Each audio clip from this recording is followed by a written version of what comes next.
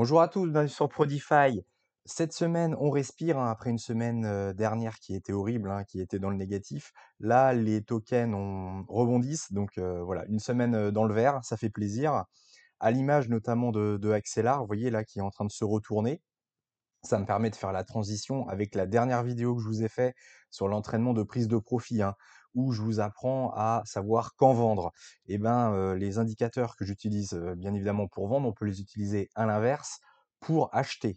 Et par exemple, si vous suiviez les indicateurs, on voit que sur Axelar, la tendance est en train de s'inverser. Alors, est-ce que c'est dû au fait que, vous savez, dans 3 jours, alors là, je tourne la vidéo le 17, elle sera publiée le 19, mais lundi, il y a l'investiture de Trump. Alors, est-ce que c'est lié? Est-ce que le marché crypto anticipe un petit peu et commence à monter légèrement avant l'investiture de Trump? C'est possible.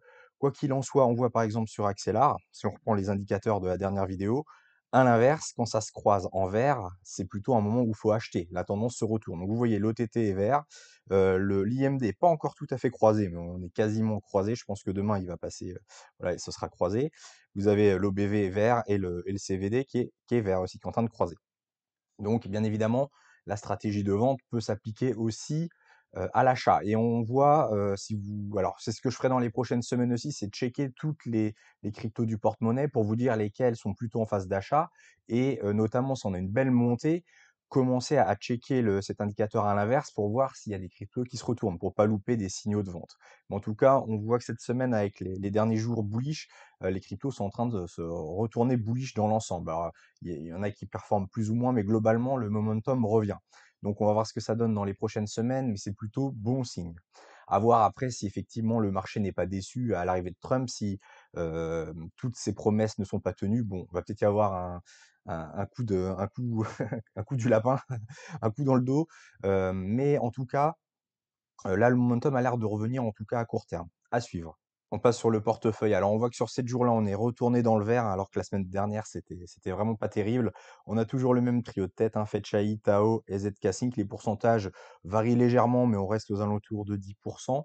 Et on voit que cette semaine, Caspa a bien rebondi. On fait un plus 30% sur Caspa. Donc, il récupère la 7e place du portefeuille avec 4,3%. Et s'il continue sur cette dynamique, il va peut-être redépasser par exemple Arbitrum qui est devant, à voir la semaine prochaine. Mais là, c'est vrai qu'avec ce beau rebond, il a gagné beaucoup de place et donc il est 7e du portefeuille. Alors sur 7 jours, on va regarder quand même les mauvais élèves. Alors, on a DEAI hein, qui a perdu 13%, NXRA 10%, Dinex 8%, lui pour l'instant c'est catastrophique, OFN moins 8, Oreille moins 8 et le Chlorai également moins 4%. Globalement, les tokens d'intelligence artificielle n'ont pas très bien marché cette semaine. Et dans les gagnants de la semaine, donc on en parlait, Caspa, hein, plus 30%, mais surtout Clearpool, hein, qui fait encore une super semaine, plus 40% pour Clearpool, ce qui fait qu'il est 2,5% du portefeuille, alors qu'à l'origine, il était à 0,5%, hein. Donc par rapport au reste du portefeuille, il surperforme. Le Dion aussi qui fait une belle semaine à plus 25%. Le Axelar, hein, je venais de vous en parler, donc qui fait une semaine pareille à plus 20%, 3,7% du portefeuille, hein, il remonte aussi. Et le Rio qui est à également plus 17%, belle semaine, et le AVE plus 15%.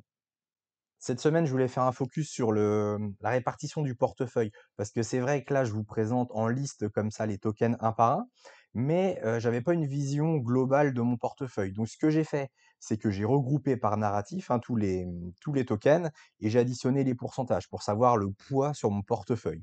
Alors je me doutais que tout ce qui est intelligence artificielle était le number one, mais ça m'a permis, voilà, en faisant ce petit tableau, de vraiment voir que ça prenait une place énorme hein, de mon portefeuille, puisque je crois beaucoup en l'intelligence artificielle. Alors j'ai mis IA et Big Data, hein, donc pareil, tout ce qui est GPU décentralisé, etc.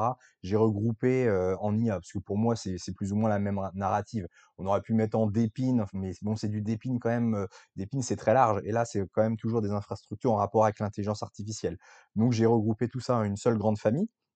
Et alors, pas de grosse surprise, hein, ça représente 42,40% du portefeuille, avec pas mal de tokens, hein, donc évidemment Fetch, Tao, Render, le AKT, le Yo.net, le Clore, l'Octaspace, le Spectral, le DEAI, le Fluence, le HGPT, le Orai, le Nozana, le DNX, le OFN et le Flux. Alors évidemment, ils n'ont pas du tout tous le même poids dans mon portefeuille hein, en fonction des pourcentages, mais quand même, globalement, si je regroupe tout, on est quand même à 42 hein, donc c'est quand même un très, très gros, quasiment la moitié du portefeuille, c'est de l'intelligence artificielle. Après, j'ai regroupé donc tout ce qui est layer 2 d'Ethereum. Donc on a Zcash, Arbitrum, Optimism, Matic, Starknet et Immutable X. Et là, on est quand même, alors je pensais pas qu'on allait être autant, on est quand même à 25 du portefeuille, quand même un quart. Donc, alors ils sont un peu, c'est des tokens qui ont un peu de mal, mais bah, ils sont liés à Ethereum, hein, bien évidemment, totalement. Donc, si Ethereum fait un beau premier trimestre 2025, et ben ces tokens-là vont suivre, hein. Donc ils sont un peu en retard. D'ailleurs, j'hésite même à me séparer de mes Matic parce que c'est vraiment très très faible. Pourquoi pas les vendre et puis les arbitrer avec un autre token. Je suis en train de réfléchir, je vous tiendrai au courant si je le fais. Par contre, les 5 autres, hein, je vais les garder de toute façon pour ce bull run. Donc, en tout cas, à l'instant T, ça fait 24 du portefeuille. Et bah, si Ethereum, évidemment, se réveille, eh bien, tous ces layers 2 qui sont rattachés totalement à Ethereum, bah, risquent de très très bien marcher. Pour l'instant, c'est un peu poussif, mais bon, on attend que Ethereum se réveille. Alors après, on a tous les tokens qui vont être proof of work. Alors j'en ai 3, alors Xeli, c'est un tout petit pourcentage, c'est 0,1% du portefeuille ou 0,2 je crois du portefeuille. On a Caspa et Alephium, autrement, en proof of work, qui représentent 8%. Alors là, Caspa, effectivement, il s'est réveillé cette semaine. Mais globalement, c'est plutôt décevant. Enfin, depuis un an, si vous prenez les charts de Caspa à Lithium, ils sont au même niveau depuis un an. Ils ont stagné. Mais bon, je pense que c'est une grosse accumulation. Ça va sans doute exploser en 2025. Mais là, à l'instant T, ça représente 8% du portefeuille. Donc, c'est déjà pas mal. Mais je pense que ça peut prendre des parts de marché, j'ai envie de vous dire, sur les autres tokens. Le jour où le proof of work va se réveiller, puisque là, ça fait un an que ça stagne. Ça fait une très belle année 2023. 2024 a été, c'était stablecoin, quoi, c'était stable. Alors, il y avait des petites variations, mais on est au même niveau qu'en janvier 2024. Et donc, on attend un beau réveil en 2025 à suivre. Ensuite, alors, on a les RWA. Alors, pareil, c'est une grosse tendance hein, de 2025, mais pour l'instant, c'est très, très calme. Alors, à part Clearpool, on voit dans le portefeuille qui a bien monté. Le centrifuge, le Maple, qui sont censés être des gros protocoles de RWA, bah, pour l'instant, ils font pas grand-chose. Ils stagnent, voire même ils baissent pour l'instant. On a également NXERA et Rio, eux, ils ont beaucoup fluctué. Donc voilà, ça représente 6,70% du portefeuille, mais c'est pareil, je pense que si les RWA en 2025 explosent, cette part va sans doute augmenter du portefeuille. Alors Clearpool, lui, il fait de super résultats, donc lui, je pense pas qu'il va pouvoir énormément grappiller, mais les autres projets, notamment Centrifuge et Maple, qui sont normalement des mastodontes du RWA, eux, je pense qu'il y a une bonne marge, sachant qu'ils ont quasiment rien fait en 2024, voire même ils ont légèrement baissé. Donc, donc voilà, à suivre. Mais en tout cas, si les RWA explosent en 2025, bah, espérons que les tokens qui sont liés explosent aussi.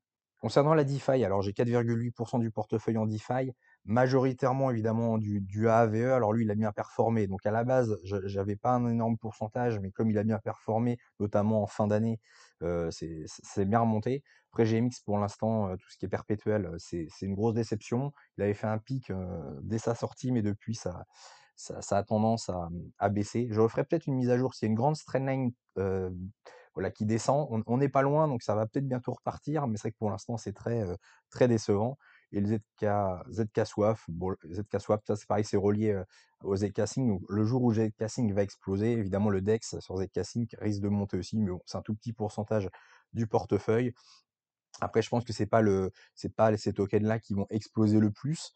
Mais bah, avec GMX, notamment, on a une grosse marge de progression, sachant que pour l'instant, il a rien fait. Donc, dès qu'il va faire une belle performance, bah, ce pourcentage de DeFi risque d'augmenter.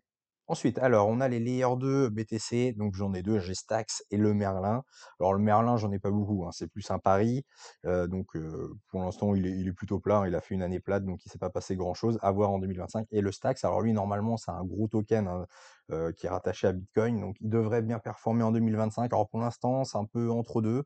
Par rapport je trouve qu'il a pas beaucoup performé par rapport à ce qu'a fait Bitcoin. Donc je trouve qu'il est un peu, pareil, sous-coté pour l'instant, mais on est peut-être dans une grosse phase d'accumulation et si ça pète, bah, voilà. Lorsque Bitcoin sera à son ATH, faudra voir où est le Stax, mais bah, là, l'avantage, c'est que c'est assez facile, c'est que quand vous pensez que Bitcoin est en ATH, bah, vous vendez vos layers de Bitcoin, puisque dès qu'il va se retourner, ça risque ça risque de se retourner aussi. Donc pour moi, pourquoi j'ai ces 2 cryptos-là? Bon, je vous l'ai déjà dit dans des vidéos, hein, précédentes quand je vous les présentais, mais pour moi, c'est des bitcoins, mais voilà, sous stéroïdes. C'est un peu un effet de levier sur le bitcoin, donc je préfère avoir du Stacks. Bon, Merlin, j'en ai quasiment pas, mais je préfère avoir du Stacks que du bitcoin, parce que j'ai pas de bitcoin, hein, en portefeuille et pour moi, il fera une meilleure performance, sur le cycle global que le bitcoin. Alors je les ai pas classés dans l'ordre, hein, puisque là on était à 2,3% du portefeuille, on remonte à 4,7%, mais c'est pas grave. Tout ce qui est, alors j'ai appelé globalement l'interop. Alors Axelar, c'est vraiment de l'interop. Bon, NKR, c'est pas vraiment de l'interop, mais je sais pas dans quoi le mettre, donc je l'ai mis quand même là-dedans, puisque effectivement, c'est de l'infrastructure de plein de blockchains, donc bon, c'est une sorte d'interopérabilité aussi. Voilà, 4,7% du portefeuille, alors notamment de l'Axelar, hein, j'ai une bonne position d'Axelar, NKR un petit peu moins. Mais bah, Axelar, il a fait un gros pic en 2024, notamment lors du listing de Binance et après il a quasiment tout retracé. Donc bah, pour l'instant Axelar, voilà, je reste sur ma faim. Je pense qu'il c'est vraiment un très bon projet avec un beau potentiel. Il risque de faire un bon bull run, mais pour l'instant en tout cas, il n'a pas encore décollé. Donc 4,7% du portefeuille, bah, si les 2 projets qui sont là, Axelar et Encore, explosent, bah, évidemment, le pourcentage risque d'augmenter assez rapidement. Mais pour l'instant, à l'instant T, ça représente 4,7% du portefeuille qui, je trouve, est un pourcentage, correct, hein, pour de l'interop. Pour moi, c'est pas les narratifs phares, mais j'ai quand même 2 projets, voilà, pour s'il y a une hype, que je sois quand même exposé. Au niveau des oracles, alors j'en ai un seul, hein, c'est Peace Network qui représente 1,3% du portefeuille. Je prends pas de Chainlink parce qu'il est déjà à, je crois, 15 milliards. Le market cap, je trouve que c'est un peu élevé, même si Chainlink va sans doute faire un bon multiple. C'est un très bon token. Je préfère prendre Peace qui a un market cap inférieur et je pense qu'il ferait une meilleure performance que Chainlink. Et voilà, 1,3% du portefeuille. Alors, c'est pas une narrative que je compte avoir énormément dans mon portefeuille, mais bon, j'ai au moins un oracle, et donc si les oracles marchent bien, voilà, j'aurai un représentant de ce narratif pour augmenter. Alors ensuite, écosystème Atom. Alors j'ai ces 3 tokens-là, 2,7% du portefeuille. Alors j'ai du Glimmer, donc Glimmer de Moonbeam, hein, blockchain Moonbeam, du Neutron et du Nolus. Alors Nolus, c'est 0,1%, donc c'est quasiment négligeable. Le Neutron, voilà, que j'adore, qui est l'écosystème Atom. Alors eux, le problème, c'est qu'ils, malheureusement, comme Atom ne fait rien, bah, ces tokens-là ont plus de mal, hein, évidemment, que d'autres écosystèmes. Après, ça reste, que ce soit le Moonbeam ou le Neutron, ça reste de très très bons projets.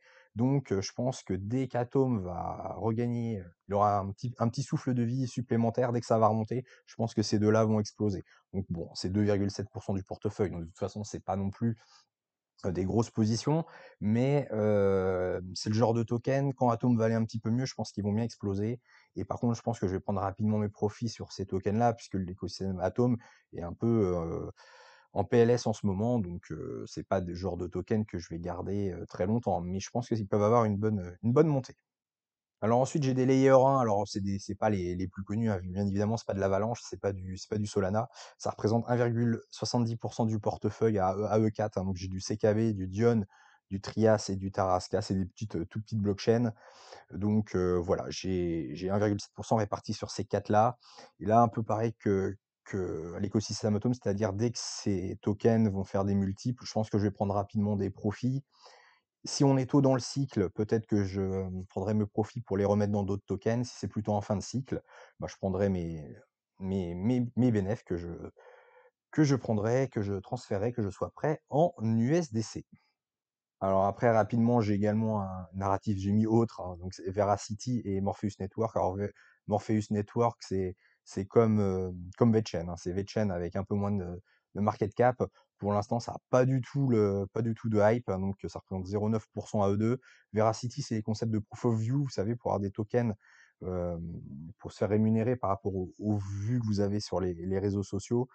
Bon, c'est des petits paris. Bon, j'ai 0,9% de mon portefeuille, donc on verra ce que ça donne. Mais c'est des bons projets. Après, faut que la hype prenne. Pour l'instant, ça ne marche pas trop. Mais comme ça reste des bons projets, je les garde pour le peu de pourcentage que j'ai. Voilà. J'aurais pu les vendre et racheter d'autres tokens peut-être plus gros, mais je les ai gardés depuis 2020.